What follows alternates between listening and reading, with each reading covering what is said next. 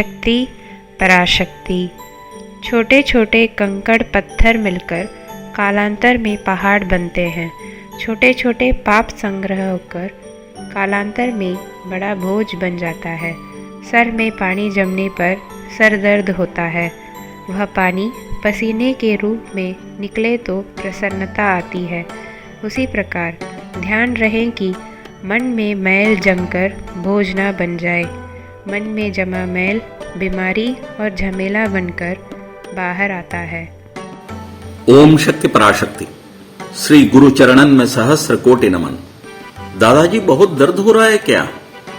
ठीक हो जाएगा दादा, ऐसा कहा वज्रवेल के 5 साल की पोती ने। शक्ति वज्रवेल के पुत्र ने कहा, पिताजी एक नामी अस्पताल में सभी विशेषज्ञों को दिखा दिया गया है। अब इसे मरवत्तूर अम्मा ही ठीक कर सकती है, ऐसा मुझे विश्वास है। इतनी दृढ़ता के साथ उसने कहा।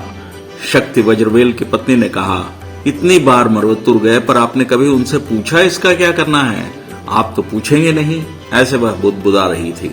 इस बात को ध्यान में रखते हुए कि अपने ऊपर रखे गए स्नेह के चलते वह बड़बड़ा रही है, शक्ति वज्रवेल शांति के साथ बैठे हुए थे।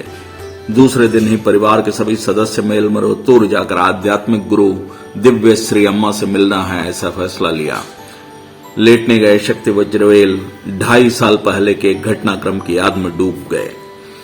अम्मा के सेवा कार्य में बढ़ चढ़कर भाग लेने वाले शक्ति वज्रवेल को एक दिन दाहिना घुटना और बाएं कंधे वाले भागों में तीव्र दर्द उठा, जो बहुत ही कष्टदायक था। शायद कोई कर्म दोष, चलो इसे झेल कर समाप्त कर देते हैं सोचकर वैद्य के पास भी न जाकर दर्द को सहते चले आए। गर्म पानी की सेक और तेल की मालिश ऐसे अपने आप करते चले आए। दर्द था जो कम होने का नाम ही नहीं ले रहा था। दिन रात वह दर्द उन्हें सता रहा था। बीच बीच में जब अम्मा के दर्शन करते, इस दर्द के बारे में अम्मा के पास कभी नहीं कहते। कर्म दोष को झेल कर खत्म करना है, इस दृढ़ संकल्प को वह लिए बैठे थे। एक ऐसा समय आ गया जब लगने लगा कि दर्द की तीव्रता के चलते चला ही नहीं जा सकता है। परिवार के सदस्यों के आग्रह और दबाव को सह न पाकर एक बड़े चिकित्सालय में जाकर दिखाया। सभी परीक्षण का दौर चला। घुटने में हड्डी के जोड़ में दिक्कत है, बाएं कंधे में खून जमा हुआ है, अतः इनको चलना ही नहीं है, पैरों को हिलाना नहीं है, घुटने में जान ही नहीं है और घुटने में एक क्रैक है, ऐसा डॉक्टर ने कह दिया। अभी ही इसके लिए एक नूतन दवा आई है जो के अंदर से जाकर घुटनों को ठीक करने के लिए श्वास के साथ अंदर खींचने के लिए नेसल स्प्रे और उसके साथ अनेक दवा वगैरह दी।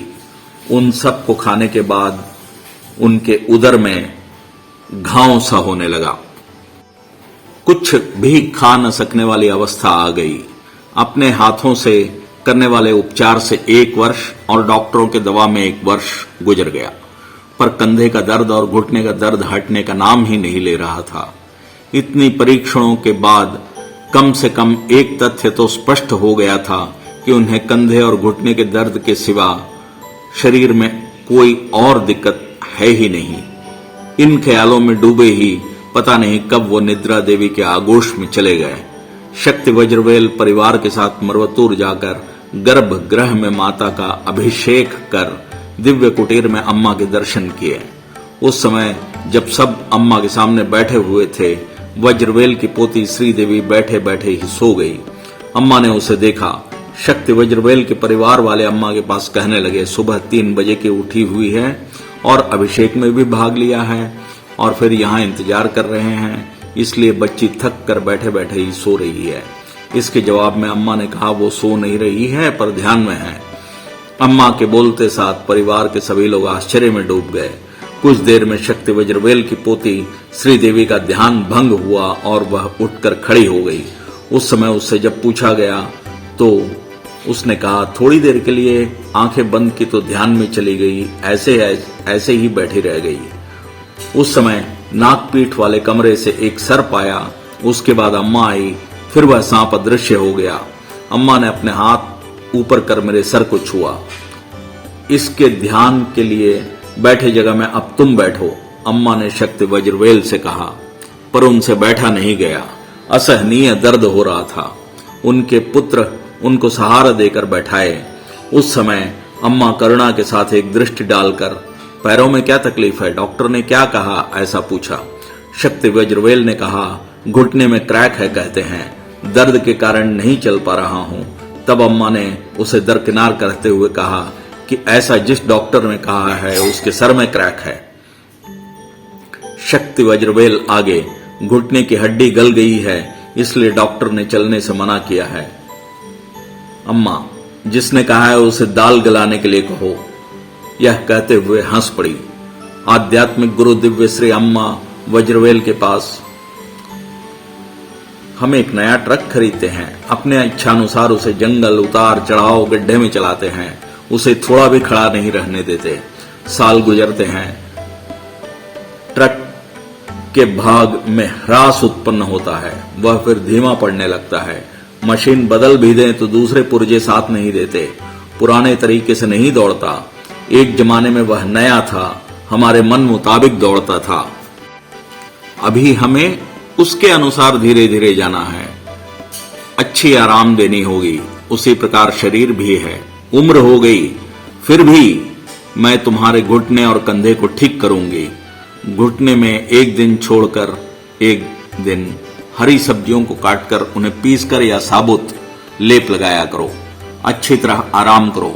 दोपहर हांडी में रखे भात की कांजी को सहने लायक गर्मी के साथ घुटनों पर डालकर कुछ देर में धो दिया करो।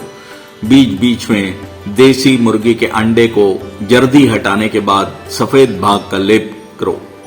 कुछ देर में धो डालो। अच्छी तरह चलो, कंधों को काम दो।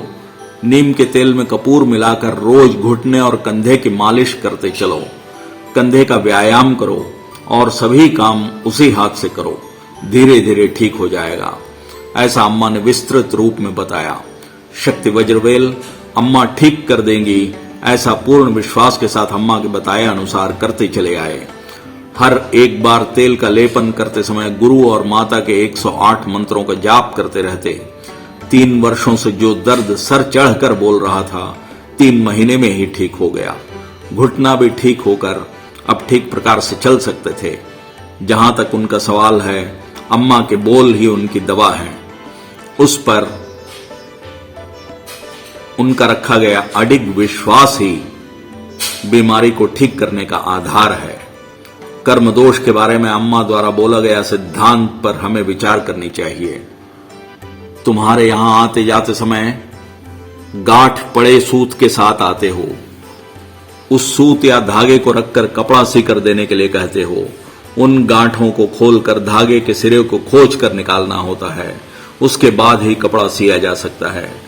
उस समय तक धैर्य के साथ रहना होगा। यह अम्मा की दिव्यवाणी है। जाने अनजाने में उत्पन्न हुए हमारे कर्म दोषों को खत्म करने का स्थान सिद्धपीठ है। संसार में और कहीं यह नहीं। सबको समझना होगा।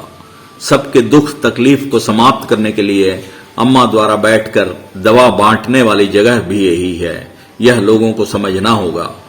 कर्म दोषों के शमन के लिए अम्मा द्वारा कहे गए दान, धर्म, भक्ति, सेवा, इन सब के ऊपर विश्वास दिखाते हैं, अच्छे कर्म करते हैं। आइए शक्तिगण सबकी अच्छी नजरों में ऊंचाइयों को पाकर उत्तम जीवनी जीते हैं। ओम शक्ति पराशक्ति।